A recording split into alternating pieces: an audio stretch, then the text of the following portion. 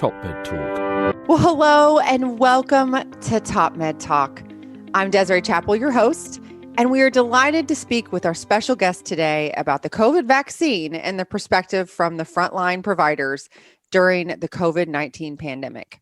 Now, our guests today are both CRNAs, or Certified Registered Nurse Anesthetists, for all of our non-US listeners. You may have heard of what a CRNA is before, because I myself am a CRNA that I've been practicing here in the US. So I'm really excited to hear and share their perspective of providers on the ground, in the operating rooms, in the ICUs, dealing with this crisis every day, and to share it with our TopMedTalk network. We know as healthcare providers, through conversations just like this is how we've been able to disseminate a lot of information and just, hear from others about what's happening. And it kind of helps us in our own everyday practice. So we're delighted to host this conversation today. Now, unfortunately, my co-host, our editor-in-chief, Monty Mythen, who lives and works in London as a critical care doctor, is unable to join us because of previous commitments. And as many of you have been hearing, COVID's really starting to kick off in the UK as well. So I know a lot of NHS workers were hoping that they were going to be able to get through the holidays, and all of us over here in the US too. So Monty, our prayers and thoughts go out to you guys over there and everyone across the world right now who's dealing with this over the holidays. Now, it's with great pleasure that I introduce our guest today. And first, I want to introduce Jordan Rohrich, who is a CRNA, like I said, from Fargo, North Dakota. Hi, Jordan. How are you doing? I'm doing well. Thank you. Tell me a little bit more about yourself, Jordan, about what your practice looks like up there in North Dakota and what's been happening on the ground. Sure. So I'm currently practicing at Sanford Health, or Sanford Medical Center in Fargo, North Dakota. We're a level 1 trauma center that tends to get all the high security patients across North Dakota. We're kind of that mecca in terms of hospital care.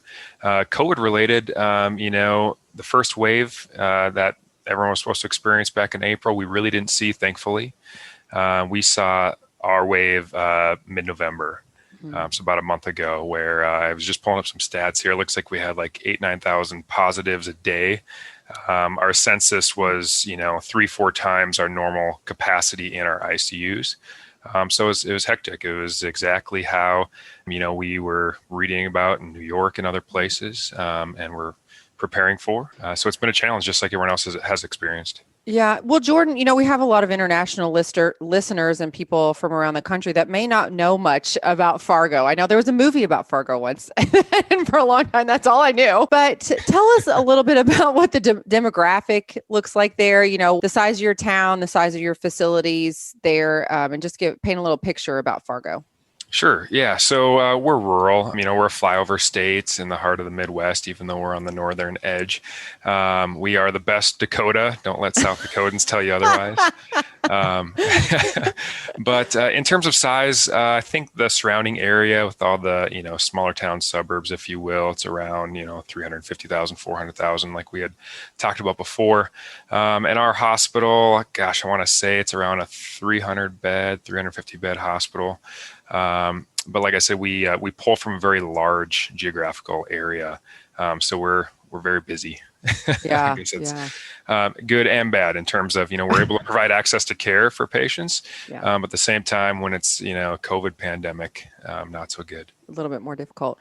Well, Jordan, we have one of your colleagues here that you work with there in Fargo. We have Jordy Idso, who is a CRNA there as well. Jordy, thank you so much for joining us. Yeah, thanks for having me on. Jordy, I think you're now famous in the CRNA community for being one of the first people in Fargo to receive the COVID vaccine. Yeah, I got an email Monday morning that these vaccines were available to us. And I looked, and the first time was 1:00. I didn't think that was the first actual slot for the whole hospital, but I wound up down in the basement waiting for my vaccine, and the New York Times happened to be there. So it was an honor. It was an unexpected honor, but it's exciting. It's an exciting time for our healthcare system, exciting time for the U.S. and the world. Hopefully a step in the right direction with this pandemic. Hopefully a pathway is available here for this thing to come to an end, or at least get it under control. Absolutely. Well, let's talk about the vaccine here in just a little bit, but I wanted to kind of get your perspective. Jordan had mentioned that you didn't see much of a first wave, but obviously you were hearing a lot about, the rest of the world and what was happening and had a lot of time to prepare for this wave. Talk us through a little bit of, what you all did to prepare for this, knowing kind of that, numbers were starting to go up in your area. Yeah, I mean, we had multiple meetings, especially on the administrative level, of how we would handle this. And like Jordan, a colleague, said too, we have opened several different units now to allow for an influx of these COVID patients. So I think they've opened basically 4 new wings in the hospital that weren't previously being used. So they had to staff all that, get it set up with equipment, beds, just things you don't think about. It's a lot that goes into those things. And frankly, on more of a statewide level, we actually opened up the Fargo Dome was going to be used, which is one of our athletic facilities. It was kind of an absolute disaster plan. So we had discussed everything, from very small insurgence of patients to this huge pandemic, which is kind of what, we were seeing things from New York, which was obviously very scary for everybody. And we were certainly no exception to that. But when you see things like that, I think it makes you think on this huge full-scale level. Fortunately for that first wave, we didn't see that in Fargo. The summer was, again, fairly quiet. We had a nice kind of trickle in, so to say, of COVID patients. And then this fall, like middle of November was really when it hit us pretty hard. So, yeah. And it's always, it seems like in the recent months that rural America has just been hit so hard. Did you feel like all the preparation that you did kind of, you were ready to go, or was it still kind of, difficult to deal with? That's a good question. I think, we felt like we were ready to go, but you're never truly going to be ready to go for these scenarios. It's just such a disaster that we've never seen before. There's nothing has ever happened in the U.S. like this. So it's hard to be truly prepared for this when you have nothing really to fall back on. The 1925 flu pandemic, there's not data. There wasn't, things are handled a lot differently now because we have the ability to handle it. And so I don't think you'd ever truly be prepared for it. I felt like we did as best we could. Yeah. And we're continuing to learn each day from our experiences. Yeah, that's a very fair point, Jordan. I think that, it is kind of a learning process. It seems like this has changed a lot and kind of morphed over the year about, the treatment modalities, even the patient acuities and how, what we do for them. Do you feel like, because I kind of felt like this personally, that we kind of let our guard down just a little bit in the fall, even though, in our area, we had seen kind of a little bit of a first wave and then really got hit again in the fall as well. But I feel like, we just kind of let our guard down a little bit on this. Yeah, I would agree. And I think that's just a normal human response to when you're not seeing it day in and day out. You're not seeing what you're reading about other parts, what's happening in other parts of the country. So absolutely, I think we fell victim to that just a little bit. I think, though, now knowing what we know and what we've seen, I think our community has banded together and I think we're all in it. There's really no other way, right? Yeah, so no, we're all in absolutely. it to get through this. Yeah. And the vaccine is a great first step. Yeah, absolutely. Well, just briefly before we go on to that, tell me about the collaborative efforts that you guys have seen there in your facility. I mean, this is kind of an all hands on deck, and that's how these programs have been most successful. Jordy, do you want to comment on that? Yeah, sure. So I think the collaborative work between us, our anesthesiologist cohorts, our respiratory therapists, ICU nurses, intensivists, everything has been, we're doing as best as we can. I feel like we've really, the last few weeks when the pandemic here was as bad as it was, we had really streamlined our process. I felt like everything was relatively efficient. We had, staff to care for these patients, and it's just tough. Every hospital system in the U.S. is trying to dip into the same resource pool to get ICU nurses, physicians, anesthetists, anything alike. And those pools dry up eventually, especially when there's that much need for the work. Yeah. But I feel like we've really, towards the end there, and I don't know if Jordan can attest to this, we had a pretty good process of how we would do things, and I think everybody's being utilized fully. I think we're all tired from our efforts the last 6 weeks here in North Dakota, especially, but the whole year has been taxing, and you can attest to that also. But I think the elevated stress level, yeah, I mean, just like the onslaught. Everything's just ramped up to a certain degree. Right away this spring when stuff was coming, even out of China, and then it had got down to the West Coast, and it kind of made that wave from west to the east. Everybody was nervous, and us, me too. Going to work was just going to work was nerve wracking. You didn't know what to expect.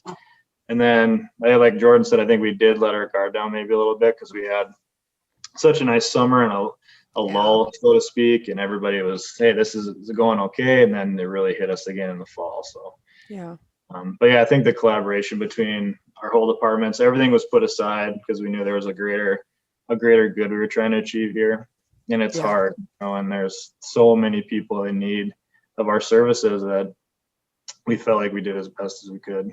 Jordy, of course, has gotten his vaccine. You've gotten yours now too? Yes. Yep. I wasn't one of the first like Jordy, but a day later. You let him go first, huh? Yeah. No. Well, let's talk about the vaccine for a little while because, I mean, obviously we know it's, was an emergency approval. We got it.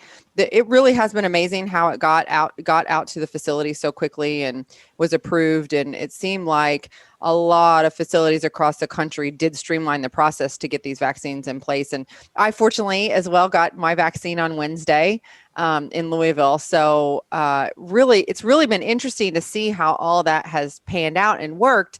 But let's talk about, first of all, in your all's facility, when it came down to kind of deciding who was going to get it, did you feel like in anesthesia that it was something that, was going to be offered immediately, or was that something that you had to discuss with your facility directors? We had a good plan in place. Our, administration leadership, identified the specialties that were going to benefit the most and would actually need that, right away, and prioritize who got it. Anesthesia was part of that. Thankfully for us, I view it as a privilege to get the vaccine, of course.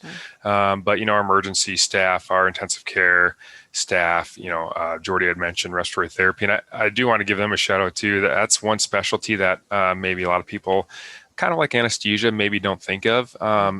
Boy, they really have stepped up as a profession during this pandemic.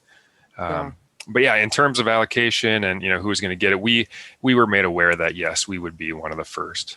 Yeah, that's good. I do like how you say it really does feel like a privilege to be some of the first providers, to have received this. Now, in our community of not just anesthesia, CRNAs, this is one thing that I've been hearing a lot about, and there's so much talk about it, deciding whether you or not you're going to take it. Now, of course, it's everyone's personal choice. Absolutely. But do you feel like that was, what's the discussion, I guess, around in your all's department? Do you feel like there's many people want to get it, or, there are a lot of people kind of lagging, or they don't want it at all? Jordy, what do you feel like? I feel like there's always a discussion just with, the timeline that it was produced on. It's going to bring those questions about. As a department, I'd say for the most part, we've had a fair amount of our providers that have gotten vaccinated already. And actually, it's happened quick. And Jordan can maybe attest to it too, but I feel like most of us looked through the data and felt comfortable with it. Certainly, it's an individual choice, whatever you prefer to do. And there's, could never argue with that choice. But a lot of us see it as a way that potentially we can get out of this thing and go back to some sense of normalcy, whatever that normalcy will be, we'll find out. But we're certainly looking forward to that. Yeah, absolutely. There was a quote, I think, in the Times article that you were featured in, or your picture was in, and it said "a shot at hope." Yeah. And I don't know about what it felt like at your all's place, but in our facility, like with my colleagues and everyone in the, anyone that got it, and even like the area in the conference room where we were receiving them, it was just like, it's just this lift, this mood, that everyone, it's just very different than what we felt this year at all. And it just was so lifted. And I felt like people are really seeing a ray of sunshine, though we don't, there's a lot of known unknowns about the vaccine and if it protects other people and not just us, if we were to get it and that whole conversation. But gosh, it just felt good. Yeah, I agree. There was almost a palpable emotion in the basement of this large hospital facility that we have. There were some people in tears. I had our infectious disease guy spoke, and he got choked up just speaking about it. Being able to give not only us but our patients some sort of ray of hope. That maybe we can feel safe and see our families more frequently, and just things that we've taken for granted for years now that have been taken away from us. It's exciting to hopefully be able to do some of those things again. Yeah, absolutely. What about you, Jordan? Yeah, to kind of piggyback on that, how many vaccination blitzes do you see people walking in with a big smile, right? Right. Like, you don't see that too often. So I gotta go Jordy, get the flu. right. Yeah. Jordy hit the nail on the head there. Yeah, very special moment, very exciting time. Hopefully we can kind of get this herd immunity or something similar to that going and get back to some normalcy. Yeah. Well, the question I'm dying to ask, has either one of you had any side effects from the vaccine? Jordy, I'll let you go first. No side effects. My arm hurt the next day for about 8 to 10 hours or so. I didn't have any body aches, fevers, chills. I was fortunate not to have any adverse effects, or I felt great. Yeah. So, how about you, Jordy? No problems here. Yeah, same here. I will say I actually didn't feel the injection itself. It was actually a nursing student. They had a bunch of nursing students do their IM, get their quotas. Oh, no, right? it's a little worried. It's perfect for them. They do hundreds in a day. But I was kind of teasing. It was Bryce. It was his name, the student nurse that gave me mine, and I actually didn't feel it at all. He's putting the Band-Aid on. I'm like, oh wow, that was great. And then I was talking with Jordy. I'm like, how'd yours go? And he said the exact same thing, but he had his the day prior, and he's like, hey, I just look out. That arm gets pretty sore. I'm like, I'll be fine. And the next day I messaged him like, you weren't kidding. Yeah, okay. Yeah, it does. My arm I lifted up to point something on the monitor. I was telling something, and I was like, ooh, gosh, that hurts. Right. But you know what I did? It wasn't a study. It was something I saw my kids watch, and they were saying that if you're smiling and you're in a really good mood, things don't hurt as bad, the pain isn't there. And I swear to God, I think that's what it was. Everybody, everyone's smiling. Everybody's so excited to do this. It's maybe it just didn't feel as bad. I don't know. My flu shot always hurts a lot worse than that. My TB shot or my TB test does. That's so funny. Well, guys, I really want to say thank you so much for taking the time to talk to us here. In the final kind of closing moments, we don't know if the vaccine, how long it's going to last and if it does protect, others, or if we can still spread it if we have it. One of the really important things that I think we discuss is how are you going to continue to make sure that we are safe with with our patients and with our colleagues, because we know, a lot of the spread in the second wave has seemed to come from community acquired as well as, in between our coworkers. Jordan, do you want to take that one? Jordy? Go ahead. Jordan. Yeah. So I will say first off too, getting the vaccine as an anesthesia provider, not only kind of we're walking the walk kind of thing. We're showing that we're there for the community and our patients, especially as nurse anesthetists. And I think just that it kind of just personifies that, hey, there's this vaccine that we can get to try to get through this together. And if we all come together and do this, maybe we'll get through this. And I think we really will. I don't have a crystal ball in front of me, but yeah. And the second part of your question, remind me again. Oh, I was just asking about how we're going to protect each other as we still are trying to deal with the vaccine. Yeah. So we're still going to keep all the measures that we know that work in place. We're going to wear a mask. We're going to wash our hands. We're going to use the PPE appropriately in those situations that require it. And I think just day in and day out, grinding this out and until we see kind of a trend, a downtrend across the country, couple that with, people getting vaccinated, I think that's really all we can do right now. And just keep working hard at that and keep providing, exceptional care for our patients. Yeah, absolutely. And Jordi, in closing, I mean, CRNAs, we've been in the trenches, right, through all of this. And how do you see that? Do you feel like we've kind of now, kind of gone into this whole another world of what CRNAs, provide, and talk to me a little bit about that. Yeah, I think the word that comes to mind for me is just pride. I'm proud of our department. I'm proud of how we've managed this. It's been hopefully a once in a lifetime event here. I can only hope. I mean, I don't know certainly don't want to go through it again, but I feel like we've answered the bell. Yeah. I feel like we've done what we need to do for our communities, for our families, for our patients. And like I said, I'm just so proud of how we've handled all this pandemic. Yeah. Well, gentlemen, I can't thank you enough for taking the time out of your very busy day to talk with us here on TopMedTalk. I can't wait to share this story with the world because I think it's just so important to hear from hear all perspectives. And that's how we all grow and that's how we all learn. So thank you very, very much for that. And just going to give you one more opportunity. Shout outs to colleagues, friends, family, anybody for the holidays. Jordan? Sure. I'll give a shout out to my wife, Michelle, and my two girls, Riley and Reese. Outside of that, thank you, Desiree, for having us. You went above and beyond, and I think this allows us to really advocate for not only nurse anesthetists in our profession, but just the healthcare world in general and all the providers and specialties that have come together and have stepped up during this pandemic. So thank you. Yeah. Jordy? Yeah, just a shout out to my wife, kids, parents. It's been tough on them too. Not just, just having a loved one fighting this pandemic has an inherent level of stress. So wouldn't be able to do it without them. Shout out to our colleagues at Sanford Health for all they do. Happy holidays to everybody. And Desiree, thanks very much for having us on your podcast. Yeah, absolutely.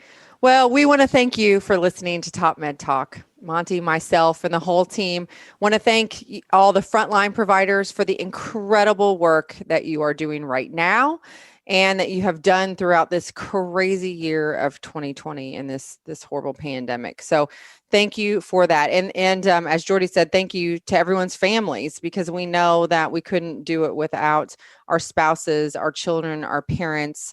This is it's been hard on everybody. So we appreciate all the love and support for sure.